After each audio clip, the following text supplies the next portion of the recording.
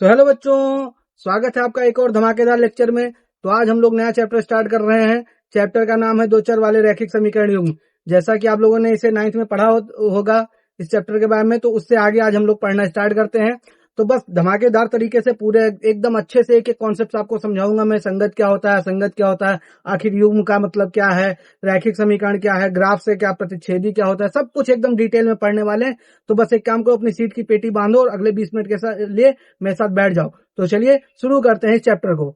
तो सबसे पहले लिखा हुआ है दो चर वाले रैखिक समीकरण युग्म। तो जैसा आपने 9th में पढ़ा था कि दो चर वाले रैखिक समीकरण युग्म कुछ इस प्रकार से दिखते हैं। a1x plus b1y plus c1 equal to 0 और a2x plus b2y plus c2 equal to 0। ये दो समीकरण है। अब इन्हें दो चर वाले रैखिक समीकरण युग्म बोल सकते हैं कि नहीं, आइए इसे चेक करते हैं। तो दो चर मतलब दो चर होने चाहिए। तो इस समीकरण में आप देख सकते हैं, एक चर x है और एक चर y है। यहाँ भी एक चर x है और एक चर y है।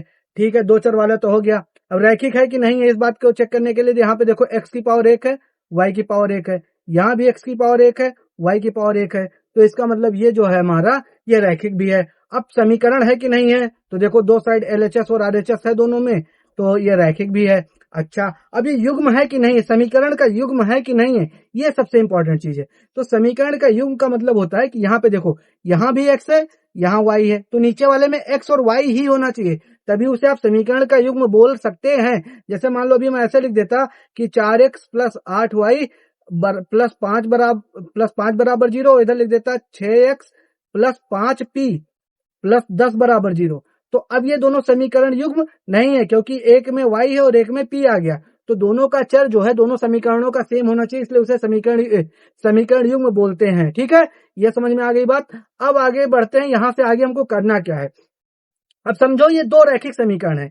ये कैसे समीकरण है, दो रैखिक समीकरण है। तो ये इनका अब हल हमें निकालना है। ठीक, तो हमें इनका क्या निकालना है, हल। ठीक है, तो हल के लिए सबसे पहले आता है ग्राफीय मेथड, यानी ग्राफीय विधि। ग्राफीय विधि, तो ग्राफीय विधि में होता क्या है, देखो अब आपके पास दो रैखिक समीकरण है। कितने रैखिक समीकरण है, दो। तो जब दो रैखिक समीकरण का आप ग्राफ बनाओगे तो दो रेखाएं बनेगी। हर एक रैखिक समीकरण, दो रैखिक समीकरण है तो दोनों का जब आप ग्राफ बनाओगे तो दो रेखाएं बनेगी। मतलब एक ग्राफ पेपर में आपको दो रेखाएं बनेगी। अब एक ग्राफ पेपर में आप दो रेखाएं केवल तीन तरीके से बना सकते हैं। या तो वो कहीं कट कर रही होंगी, या तो संपाती होंगी, या तो समांतर जाएंगी। मेरी बात समझो, दो रेखाएं अगर एक ग्राफ पेपर में आपको बनाना है तो उसके केवल तीन तरीके हैं। पहला तरीका क्या है, ऐसे समझो, पहला तरीका क्या है कि प्रतिच्छेदी रेखा हो जाए, प्रतिच्छेदी। ठीक, तो प्रतिच्छेदी में वैसे प्रतिच्छेद कर जाएगी एक पॉइंट पे। एक दूसरा पॉसिबिलिटी क्या है कि समांतर चली जाए, मतलब अनंत तक कहीं ना काटे, ऐसे एक दूसरे के पैरेलल चली जाए। और तीसरी पॉसिबिलिटी यह है कि संपाती हो जाए। तीसरी पॉसिबिलिटी यह है कि रेखाएं कैसी हो जाए, संपाती। संपाती मतलब क्या होता है, ऐसे एक ही लाइन के ऊपर दूसरी लाइन बन जाए, समझ गए, तो उसे बोलते हैं संपाती। ठीक है सर, अब इनसे हल कैसे निकलेगा, इसका क्या मतलब है, तो एक एक करके आओ डिटेल में समझते हैं। तो रेखा दो रेखाएं जितनी बार एक दूसरे को काटेंगी उतने उसके हल होते हैं। या कोई भी ग्राफ जितनी बार एक दूसरे को काटता है, अगर आपके पास दो कोई भी प्रकार के ग्राफ हैं, दो अलग अलग ग्राफ हैं, और वो जितनी बार प्रतिच्छेद करते हैं उतने उसके हल होते हैं। इस बात का आप गांठ बांध के बिठा लो अपने दिमाग में। ठीक, जितने समीकरण होंगे जब आप ग्राफ बनाओ और वो एक दूसरे को जितनी बार कट कर रहे हो, दो अलग अलग ग्राफ, उतने उसके हल होते हैं। ठीक है सर, तो जब हम सबसे पहले प्रतिच्छेदी की बात करते हैं, जब हम सबसे पहले किसकी बात करते हैं, प्रतिच्छेदी की। प्रतिच्छेदी स्पेलिंग में मत जाना, मतलब हिंदी का जो वो है उस पे मत जाना, वो हो सकता है गलत ही हो, उस पे ध्यान मत दो। तो प्रतिच्छेदी के केस में होता क्या है, पहले समझो। ये एक लाइन ऐसे L1 मान लो गई, और एक लाइन ऐसे ये L2 आई। ठीक, तो यहाँ पे इसने एक पॉइंट पे काटा होगा। तो आप ऐसे समझो कि जब ये लाइन ऐसे बन रही होगी तो ये वाला जो पॉइंट है, ये लाइन इस L1 में भी था, और जब इधर से लाइन L2 आ रही थी तो L2 में भी था, समझ गए। तो वो पॉइंट दोनों में कॉमन है, इसलिए दोनों रेखाओं का एक हल हो गया, और रेखा दोनों एक रैखिक समीकरण से बनी है। तो इसलिए इसमें एक हल आता है, क्योंकि एक पॉइंट जो होता है वो दोनों रेखाओं के बीच में आ जाता है। दोनों रेखाएं जहां काटती हैं वहां पे एक पॉइंट होता है, वो उभयनिष्ठ होता है, दोनों रेखाओं में होता है, इसलिए इसका एक हल होता है जब प्रतिच्छेदी होती है, समझ गए। और ये अद्वितीय होता है। अद्वितीय का मतलब ये होता है कि ऐसा पॉइंट जो केवल अकेला वही है, उसके अलावा दुनिया में कोई एग्जिस्ट नहीं करता। जैसे 3,4, तो एक्स की वैल्यू 3 और वाई की वैल्यू 4, इसके अलावा कोई दूसरा पॉइंट कोई सी समीकरण को सेटिस्फाई नहीं कर सकता, तो इसे बोलेंगे अद्वितीय, समझ गए। अच्छा सर, प्रतिच्छेदी तो हो गया, अब थोड़ा समांतर पे बताओ। अब समांतर पे आते हैं, समांतर पे। ठीक है सर, समांतर कैसे होती है? तो समांतर मैंने बताया कि ये ऐसे एक दूसरे को कहीं नहीं काटती। ठीक, ये क्या होता है कि कहीं नहीं काटेंगी दोनों रेखाएं, कहीं नहीं काटेंगी, प्रतिच्छेद करेंगी। और अगर कहीं नहीं काटेंगी तो कोई हल नहीं होगा, तो कोई हल नहीं होगा, क्योंकि मैंने बताया है कि हल होने के लिए दोनों रेखाओं का काटना जरूरी है। मतलब जब तक कटेगा नहीं तब तक हल होगा नहीं, इस बात को समझ लो, ऐसे याद कर लो, जब तक कटेगा नहीं तब तक हल होगा नहीं। ठीक है सर, तो समांतर वाले तो इनका तो कोई नहीं है, दो मतलब एम इधर जा रहा है, एफ इधर जा रहा है, पैरेलल जा रहे हैं दोनों, कभी मिलेंगे नहीं, तो कुछ इनका कोई भी हल नहीं होने वाला। चलो भैया, अब थोड़ा आगे चलते हैं, पॉइंट नंबर 3 की बात करते हैं। पॉइंट नंबर 3 की बात करते हैं, जिसमें था कि संपाती रेखाएं, संपाती रेखाएं। ठीक है गुरुजी, ये संपाती रेखाएं क्या होती हैं जरा ये समझाओ। तो संपाती रेखाएं ऐसी होती हैं कि देखो, जैसे रेखा बनती है छोटे छोटे पॉइंट्स को मिला के, ऐसे ऐसे ऐसे ऐसे ऐसे ऐसे ऐसे पॉइंट्स को मिला के एक रेखा बन रही है। ठीक, तो ये रेखा, अब देखो, पहली भी रेखा इन्हीं पॉइंट से मिलकर बनी और दूसरी भी रेखा इन्हीं के ऊपर चली, मतलब इन्हीं पॉइंट से मिलकर बनी। इसका मतलब सारे पॉइंट जो है, सारे पॉइंट्स रेखा एक में भी हैं और रेखा दो में भी हैं। तो इसलिए ये समझो ये रेखा अनेक बिंदुओं पे काट रही है, ऐसे समझो, जितने बिंदुओं पे काटती उतने हल। तो जब संपाती हो गई, जब ऐसे दो चीजें संपाती हो गई, तो इस पे जितने पॉइंट्स है उतने पॉइंट इस पे भी हैं, तो इसका मतलब है ये रेखा अनेक पॉइंट्स पे काट रही है, समझ गए। तो इसके कितने हल हो जाएंगे? अनेक हल हो जाएंगे। इसलिए 3 केस होता है, तीनों में, एक में अद्वितीय हल, एक में कोई हल नहीं, और एक में अपरिमित रूप से अनेक हल होते हैं। ठीक है सर, अब इसको पहचानेंगे कैसे? ठीक है अब थोड़ा संगत असंगत देख लेते हैं। सबसे पहले संगत समीकरण की बात करते हैं। संगत समीकरण क्या बोलते हैं? संगत समीकरण। अब बेटा ये समझो कि अगर कोई एक भी हल मिल जाए, अगर एक भी हल हो जाए, एक भी हल मिल जाए, तो समीकरण संगत कहलाता है। तो समीकरण संगत समीकरण कहलाता है। संगत समीकरण कहलाता है। अच्छा, इसमें यह समझने वाली बात है कि एक भी हल मिल जाए मतलब कम से कम एक मिल जाए, समझ गए, कम से कम एक मिल जाए। एक से ज्यादा मिल गया तो हमें कोई दिक्कत नहीं है, अपन एक्सेप्ट करने के लिए दरवाजा खोल के बैठे कि आ जाओ। ठीक, तो कम से कम एक हल किसमें किसमें मिला था? दो कंडीशन में। पहला कि प्रतिच्छेदी,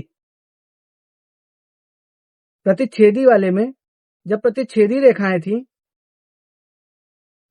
थी तब कितना हल था? एक हल, एक हल, जिसे क्या बोलते थे? अद्वितीय, अद्वितीय। ठीक, तो अद्वितीय बोलते थे। अब हमारा संगत का तो परिभाषा यही कम से कम एक हल हो, तो प्रतिच्छेदी रेखाओं में एक हल मिल रहा है, तो ऐसे समीकरण जिनका ग्राफ प्रतिच्छेदी होगा उन्हें बोलेंगे संगत समीकरण। तो यहां पे लिखेंगे ऐसे समीकरण, समीकरण जिनका कम से कम एक हल हो, वह संगत समीकरण कहलाते हैं। ठीक है सर, ये तो आपने बता दिया। अब अगला, तो संगत में मैंने बताया दो आएगा, एक प्रतिच्छेदी आएगा और एक आएगा कौन सा? प्रतिच्छेदी के बाद कौन आएगा? संपाती। क्योंकि हम ढूंढ रहे हैं एक हल, हम ढूंढ रहे हैं एक हल, और हमें कितना? कम से कम एक हल हो, ज्यादा मिल जाए तो कोई दिक्कत थोड़ी ना, हमारे तो संगत के लिए एक हल चाहिए। तो इसमें एक से अनेक हल मिल गया, अनंत मिल गया, तो अनंत मिल गया वो तो ठीक है, लेकिन एक तो मिल ही रहा ना, तो इसको भी रखते हैं संगत समीकरण की कैटेगरी में। तो संपाती ये भी संगत ही है, ये भी संगत समीकरण है। ठीक है गुरुजी, ये आप समझ गए, ये संगत समीकरण है। अब आगे अच्छा, ये संगत है और इसे आश्रित बोलते हैं, इसे बोलते हैं आश्रित समीकरण। आश्रित समीकरण जिसमें अनेक हल होते हैं उसे बोलते हैं आश्रित समीकरण। और अब एक कैटेगरी बची असंगत, असंगत समीकरण। समीकरण तो ऐसे समीकरण जिनका कोई हल नहीं होगा, ऐसे समीकरण जिनका कोई हल नहीं है। तो ऐसे समीकरण जिनका कोई हल नहीं, उन्हें कौन सा बोलते हैं? असंगत समीकरण। इस कैटेगरी में कौन आता है? संपाती वाला, संपाती वाला। ठीक, तो यहां तक तो मैंने आपको बता दिया। अब डाउट ये आता है कि गुरुजी हम इस समीकरण को देख के जानें कैसे? हम a1x plus b1y plus c1 बराबर 0 और a2x plus b2y plus c2 बराबर 0 को देखकर जानेंगे कैसे कि कौन सा संगत है कौन सा असंगत है? तो गुरुजी उसके लिए भी जुगाड़ है। क्या जुगाड़ है? कि यदि a1 अपॉन a2 बराबर ना हो b1 अपॉन b2 के, तब रेखाएं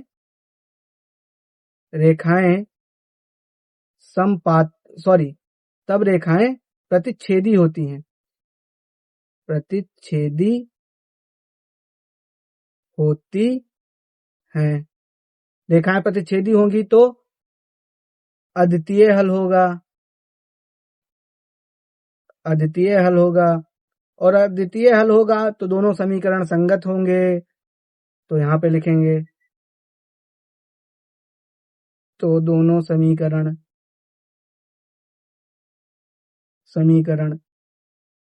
संगत समीकरण होंगे। ठीक है गुरुजी, ये हो गया। अब अगले पे बताओ। अब अगला पॉइंट नंबर 2 है कि यदि a1 अपॉन a2 बराबर हो b1 अपॉन b2 के और ये बराबर ना हो c1 अपॉन c2 के, तब क्या होगा गुरुजी? तब क्या होता है? तब होता है समांतर रेखाएं, समांतर रेखाएं। और इस दशा में क्या होता है? कोई हल नहीं, कोई हल नहीं। और अगर कोई हल नहीं है तो असंगत समीकरण हो जाएगा, असंगत समीकरण। ठीक है गुरुजी। अब अगला पॉइंट नंबर 3 भी बता देते तो बहुत अच्छा होता। अब तीसरा क्या है कि a1 अपॉन a2 ये बराबर हो जाए b1 अपॉन b2 के, ये बराबर हो जाए c1 अपॉन c2 के। तब कैसी होती हैं? तब होती हैं संपाती रेखाएं, संपाती रेखाएं। और क्या होता है? अपरिमित रूप से अनेक हल, अपरिमित रूप से अनेक हल। ठीक है गुरुजी। अच्छा, अपरिमित रूप से अनेक हल हो गया। फिर और समीकरण कैसे होते हैं? समीकरण संगत होते हैं। पर संगत में भी कैसे संगत होते हैं? आश्रित वाले होते हैं, आश्रित समीकरण होते हैं, डिपेंडेंट बोलते हैं इसमें। तो ये रहा, हमने अपने को पूरी थ्योरी आपको पढ़ा दी। अब अगली वीडियो में हम सीधे लेके आएंगे आपके लिए एक्सरसाइज के क्वेश्चंस, एक्सरसाइज 3.1, और उसको एकदम डिटेल से आपको समझाएंगे ग्राफ बनाना कैसे होता है। तब तक के लिए आप मेरे चैनल पे आते रहिए, अपना प्यार ऐसे दिखाते रहिए, मुझे सपोर्ट करते रहिए। अगले वीडियो में आपको पूरा क्वेश्चन लेके आएंगे। तब तक के लिए मिलते हैं अगले वीडियो में। आप चैनल को सब्सक्राइब कीजिए, सपोर्ट कीजिए, शेयर कीजिए, गर्दा मचा दिए, धुआंधार कर दीजिए। चलिए, बाय बाय।